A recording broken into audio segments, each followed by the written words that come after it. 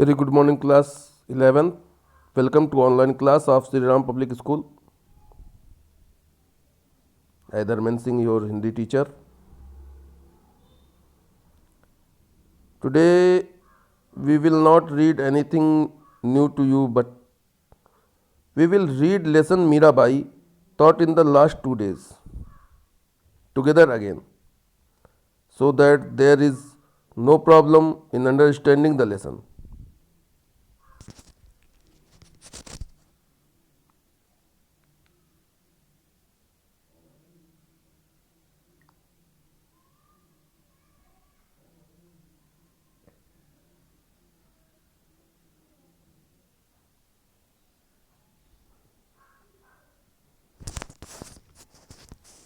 मीराबाई का जीवन परिचय आप पढ़ ही चुके हैं। इनका जन्म 1498 ईस्वी में मारवाड़ रियासत के कुर्की नामक गांव में हुआ था।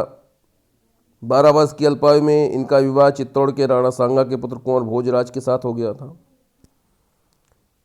वैवाहिक जीवन इनका बहुत सुखमय नहीं रहा। विवाह के 7-8 वर्षों के उपरांत ही इनके पति भोजराज का देहावसान हो गया था।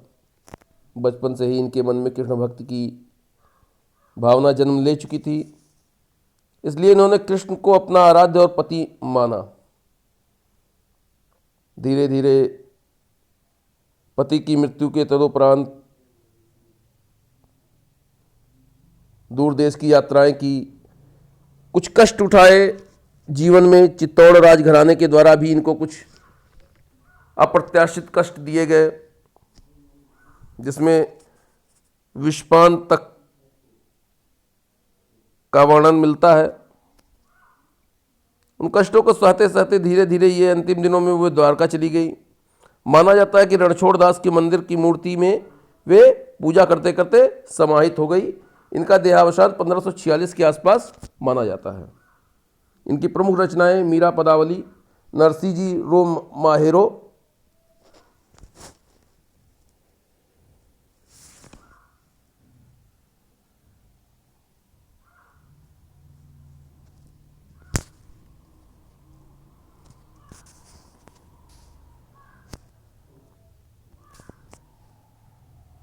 महापुरुषों के संवाद से ज्ञान प्राप्त होता है और ज्ञान से मुक्ति मिलती है। इन्हीं मान्यताओं को लेकर वे दृढ़ निश्चयी थी।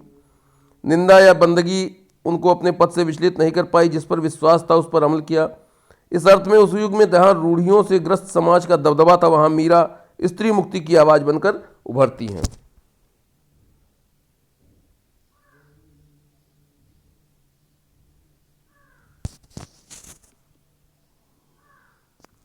इन्होंने लोकलाज और कुल की मर्यादा के नाम पर लगाए गए सामाजिक और वैचारिक बंधनों का हमेशा विरोध किया। पर्दा प्रथा का पालन नहीं किया। मंदिरों में सार्वजनिक रूप से नाचने गाने में कभी हिचक महसूस नहीं की।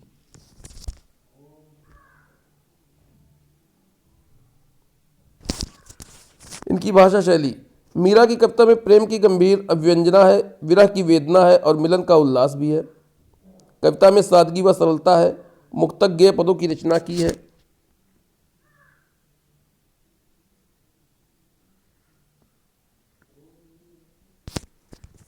लोक संगीत और शास्त्रीय संगीत दोनों क्षेत्रों में उनके पद आज भी लोकप्रिय हैं। भाषा मूलतः राजस्थानी है तथा कहीं कहीं ब्रजभाषा का भी प्रभाव मिलता है।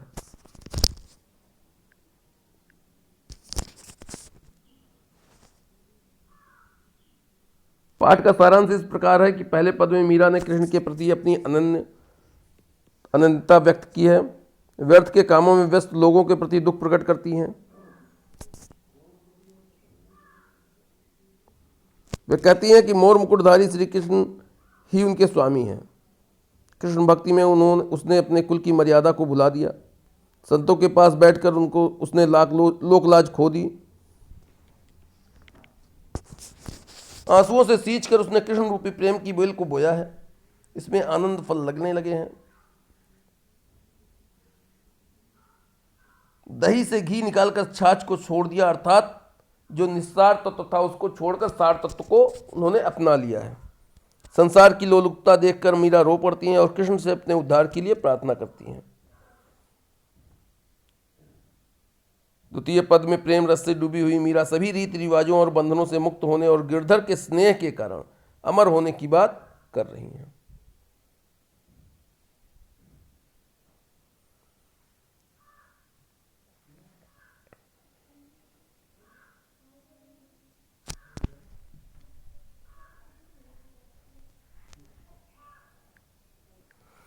प्रथम पद, मेरे तो गिरधर गोपाल दूसरो न कोई, जाके सिर मोर मुकुट मेरो पति सोई। मीराबाई जी कहती है मेरे तो गिरधर गोपाल अर्थात कृष्ण ही सब कुछ है, दूसरों न कोई अर्थात दूसरे से मेरा कोई संबंध नहीं है। जाके सिर मोर मुकुट, जिसके सिर पर मोर का मुकुट है, मेरो पति सोई, वही मेरा पति है। छाणी दई कुल की कहानी, उस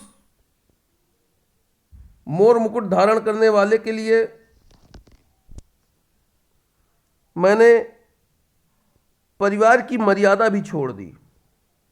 कहा करिए कोई कुछ भी कहे, मुझे उससे कोई लेना देना नहीं है, मुझे किसी की कोई परवाह नहीं है। संतन ढिग बैठ बैठी, संतन ढिग बैठ बैठी लोक लाज खोई। संतों के पास ज्ञान प्राप्त करने के दौरान मैंने अपनी लोक लाज भी खो दी है। आंसुअन जल सींच सींच प्रेमी बेल बोई, आंसुओं के जल से सींच सींच कर, आंसू रूपी जल से सींच कर मैंने अपनी प्रेम रूपी बेल को बोया है। अब तक बेल फैल गई आनंद फलोई, और अब यह बेल प्रेम रूपी बेल जो है क्या है, फैल गई है, अब आनंद रूपी फल होने लगा है। दूध की मतनियां बड़े प्रेम से विलोई, मां मीरा कहती हैं मैंने कृष्ण के प्रेम रूपी दूध को भक्ति रूपी बथनी में बड़े प्रेम से बिलोया है, अर्थात मथा है। दधि मथ ही घृत काढ़ी लियो, जिस प्रकार दही को मथ कर घी को निकाल लिया जाता है, डारी दही छोई और छाछ को छोड़ दिया जाता है, उसी प्रकार मां मीरा कहती हैं कि मैंने कृष्ण के प्रेम रूपी दूध को भक्ति रूपी मथानी से मथ कर सार तत्व उनको अपनाने के लिए जो कुछ भी हमें प्राप्त होना चाहिए था, उस तत्व को हमने प्राप्त कर लिया है, और निस्सार तत्व जो छाछ के समान है उसको हमने छोड़ दिया है। भगत देख ही राजी हुई, जगत देख ही रोई। मां मीरा कह रही हैं कि प्रभु के भक्तों को देखकर हमें बहुत प्रसन्नता होती है, और जो इस सांसारिक मोह माया के बंधन में बंधे हुए हैं, सांसारिकता में बंधे हुए हैं, उनको देख के हमें बहुत दुख होता है। दासी मीरा लाल गिरधर तारो अब मोही,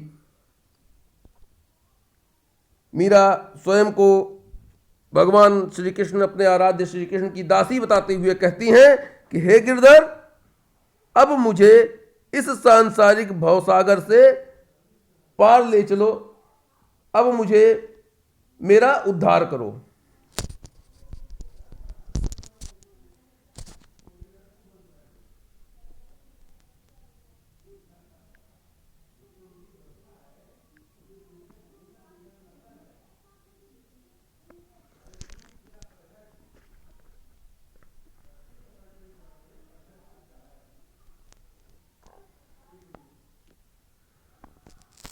द्वितीय पद आपका है, पग घुंघरू बांध मीरा नाची।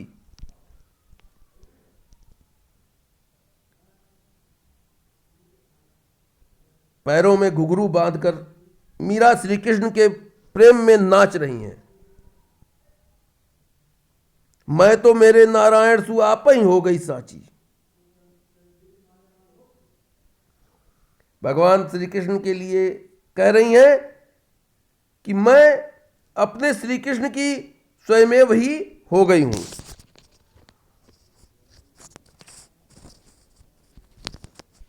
लोग कहें मीरा भाई बावरी, न्यात कहे कुलनासी। उनके इस आचरण के कारण लोग उन्हें बावरी अर्थात पागल कहते हैं। न्यात मतलब उनके परिवार और बिरादरी वाले उनको कुलनाशिनी कहते हैं, कुल का नाश करने वाली कहते हैं। विष का प्याला राणा भेजा पीवत मीरा हासी। उनके कार्यों को कुल की मान मर्यादा के विरुद्ध जानकर, कृष्ण के प्रति उनके प्रेम के कारण उस समय के जो भी प्रमुख रहे होंगे राणा ने उन्हें मारने के लिए विष का प्याला भेजा, जिसको हंसते हंसते मीरा ने पी लिया। मीरा के प्रभु गिरधर नागर सहज मिले अविनाशी। मां मीरा कहती हैं कि हमारे प्रभु कौन है? गिरधर नागर हैं। नागर माने होता है चतुर, गिरधर मतलब जो गिर को धारण करने वाला हो। हमारे प्रभु अत्यंत ही चतुर हैं, सुजान हैं, जिनकी प्राप्ति अत्यंत ही सहज है। सहज मिले अविनाशी। अविनाशी मतलब जिसका कभी विनाश ना हो, जो एक हो।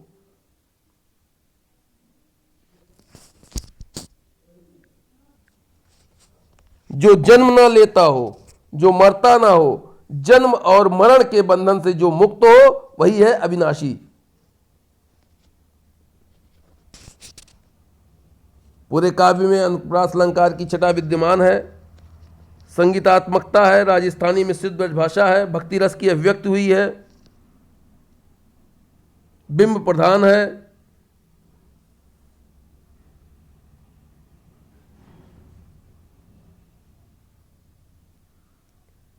बैठ बैठ सींच सींच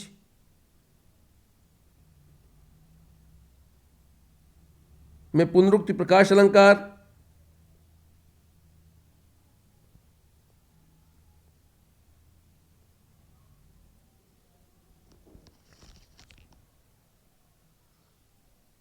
प्रेम बेली आनंद फल में रूपक अलंकार।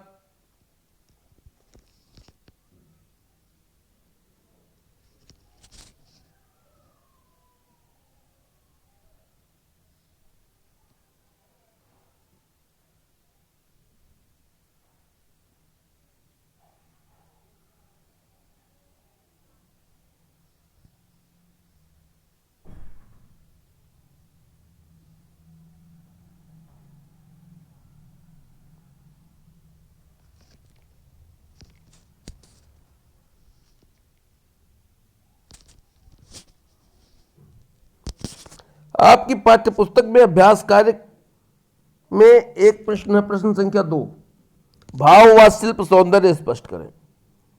उसको मैं आपको समझा देना चाहता हूं। असुवन का है, असुवन जल सींच सींच प्रेमी बेली बोई, अब त बेली फैल गई आनंद फल होई।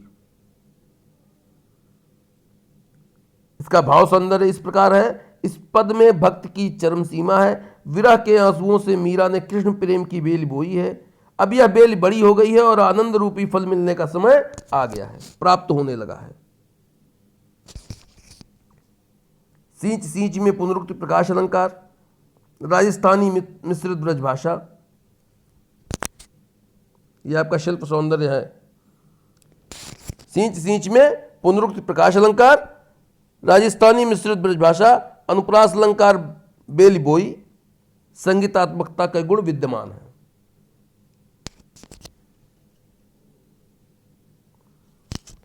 खा है आपका, दूध की मथनियां बड़े प्रेम से विलोई, दधि मथि घृत काढ़ लियो डारी दही छोई। इसका भाव सौंदर्य इस प्रकार है।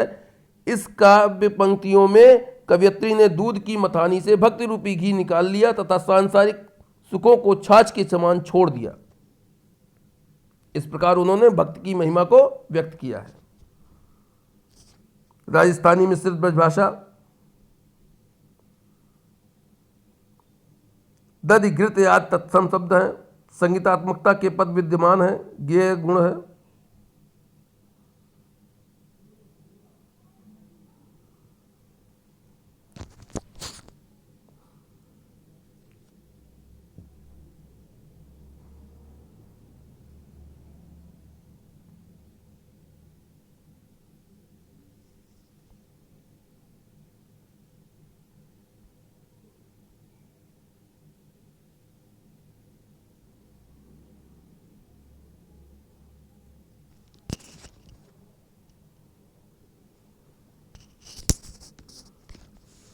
प्रश्न संख्या 4 है, विष का प्याला राणा भेजा पीवत मीरा हांसी। इसमें क्या व्यंग छिपा है?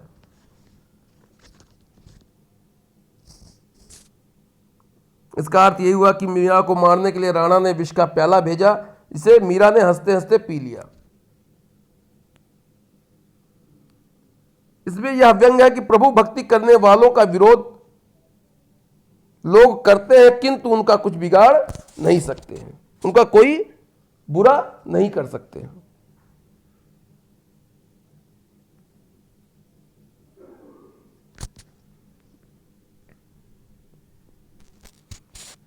प्रश्न संख्या 5 है, मीरा जगत को देखकर रोती क्यों है?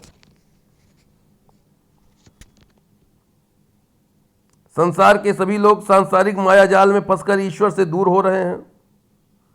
उनका सारा जीवन इस निस्सार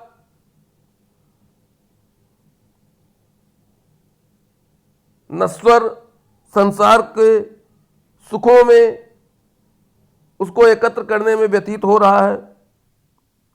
इस सारहीन जीवन शैली को देखकर और उसके प्रति लोगों के मोह को देखकर मीरा को रोना आता है। लोग दुर्लभ मानव जन्म को ईश्वर भक्ति में नहीं लगाते, इसलिए संसार की दुर्दशा पर मीरा को कष्ट होता है।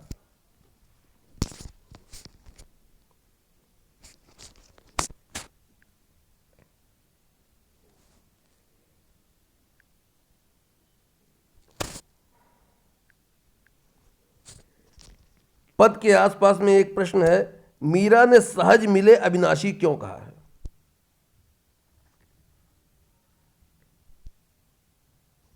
मीरा जी कहती हैं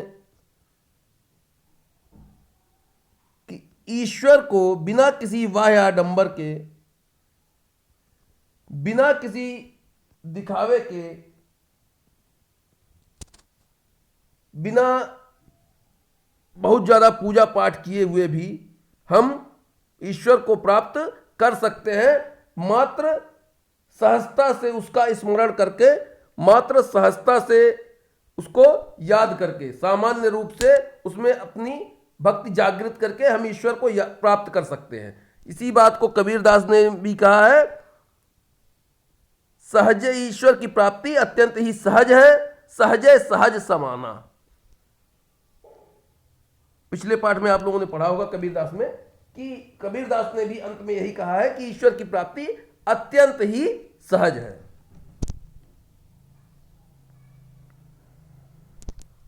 अगर आपको कहीं पे भी अभी भी कोई कठिनाई आ रही है, किसी प्रकार की कठिनाई का आप अनुभव कर रहे हैं, तो सायंकाल 6:30 to 7 PM पे आप कमेंट के माध्यम से उसको पूछ सकते हैं। Thank you class. जय हिंद साथियों।